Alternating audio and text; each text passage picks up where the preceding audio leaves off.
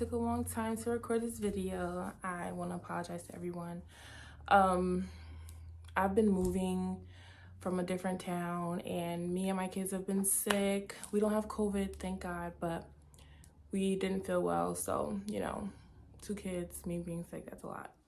So I'm doing this video now. So in this video, I'm gonna be talking about the experience before surgery, all the tests and things I had to get done, the items I needed.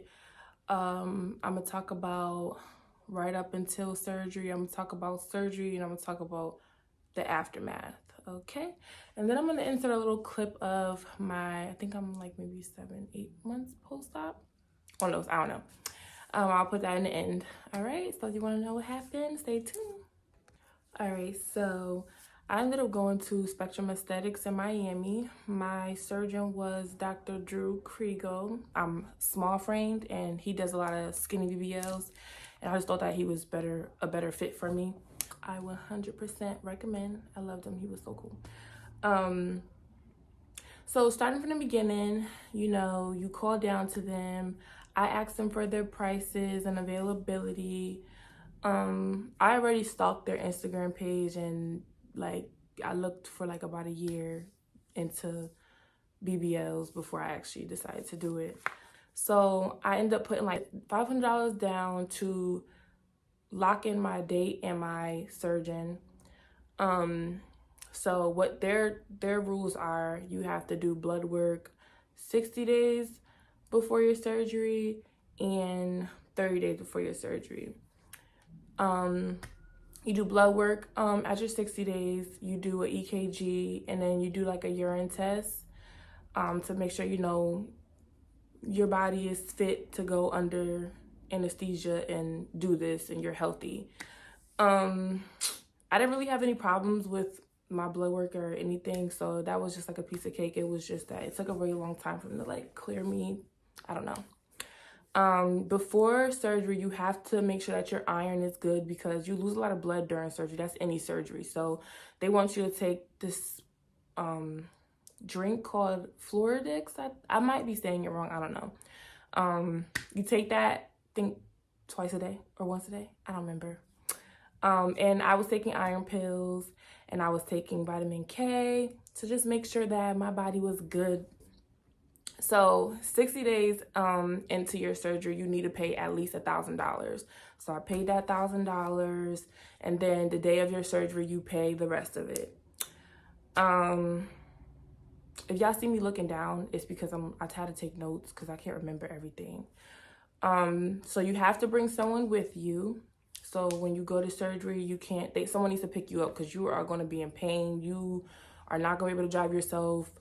None of that. So if you can't have someone come pick you up or you can't have anyone go with you, either get a recovery home or book a private nurse. I personally booked a private nurse. I got an Airbnb and booked a private nurse. I had a friend that was supposed to come with me, but they ended up not being able to. So the things that you need, honestly, they give you a list in your contract of the things that you need. A lot of it I ended up not really using, but just to be on the safe side, I'm just going to tell you guys to get everything that they ask you to get because rather be prepared than unprepared. So the day of surgery, before that, the day before my surgery, when I was taking my flight, they called me and told me what time my pre-op time would be. So the day before surgery, they wanted you to sign another contract. You take pictures of your body again. You get your weight taken. They take a urine drug test. And you bring your COVID test that you have to take 7 days before coming down. And then they give you another COVID blood test. And then after that, when you pass the drug test, they call you later on that day and they give you a time for you to come to your surgery. Mine was 6 a.m. in the morning. I think I was the first surgery, which is good.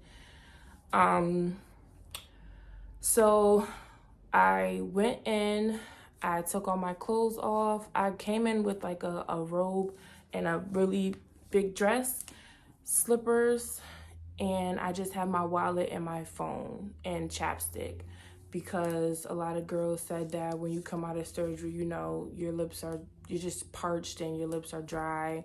I brought my wallet because my nurse was coming and they were going to give me a prescription for my meds. So she would have to use my insurance to get that stuff in my debit card.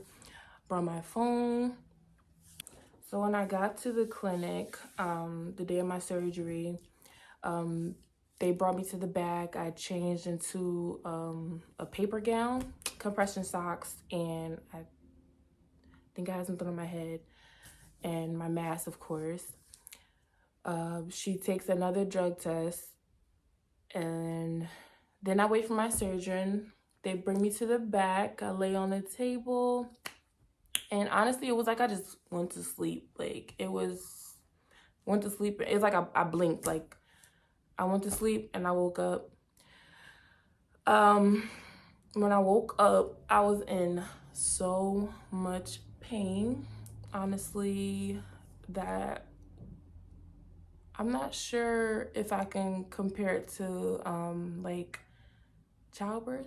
Um, I have a really bad, like, low tolerance for pain though, so I think, I don't know, they're like neck and neck. Like, it was bad. Like, I was screaming, I was crying. It was really bad. I was just out of it.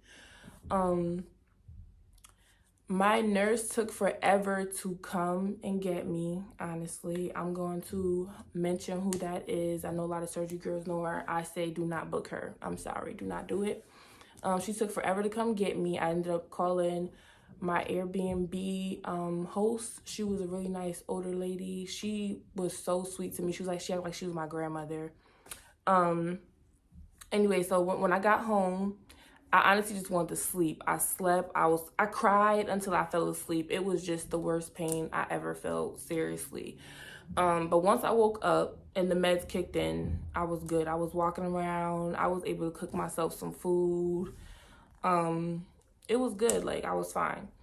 So you want to make sure that you're getting up and you're walking around, because it could be very dangerous if you don't. You need to keep your blood moving. You have to move around. You have to stay hydrated. Even if you don't feel like it, get up and walk every 15 minutes. Unless you're sleeping, get up and walk around, because it could be really dangerous.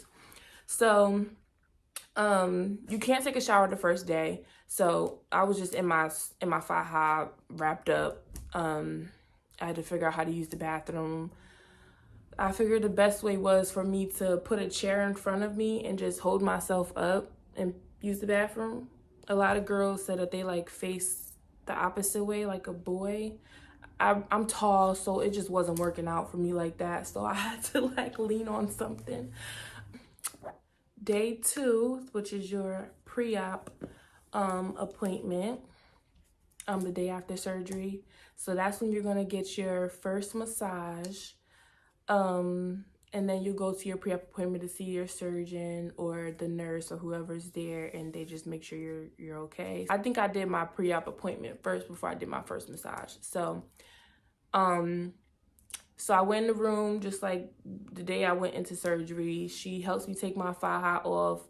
A lot of girls said that they felt like they was going to pass out when they take their faja first off. I kind of felt relieved because it's so tight. She takes it off for you. She tells you how to put it back on and the ways to do it, because the next day is when you're going to take your first shower. So she takes the faja off. They give you a new set of everything that you're going to put back on. So, and then you wrap yourself back up and you go to your massage. I did all my massages and everything through Spectrum, so I really wasn't going other places. I was in the same place at all times. My first massage, honestly, it was painful, but it's like if you work out really hard and then the next day you're sore and you get a massage, it's like, it kind of felt good to me. Like, I needed the massage. I was looking forward to them every single time. I just felt better every time I got one. So make sure you're getting your massages. My first time taking a shower, it was hard because honestly, I never had an ass back there before, so it was different for me. It was easy though. You use antibacterial soap. You don't use like Dove or anything. Antibacterial soap because, you know, you got incisions everywhere. Basically, I stayed down there for I think a week. After like the third day, I honestly was just ready to go home. Like I was homesick. I was lonely. I was exhausted and depressed. Like I can't move around like how I normally do. So for anybody that's going to be getting a BBL, I say mentally prepare yourself because it's really exhausting emotionally, mentally, and physically. Um, you have to like lay on your stomach all the time. The faja was so uncomfortable to sleep in. And mind you, I'm just speaking from my experience. Other people might not have had a rough time, but I did. I can't sit down. I'm a mother to 2 kids, and it was just like I can't do anything.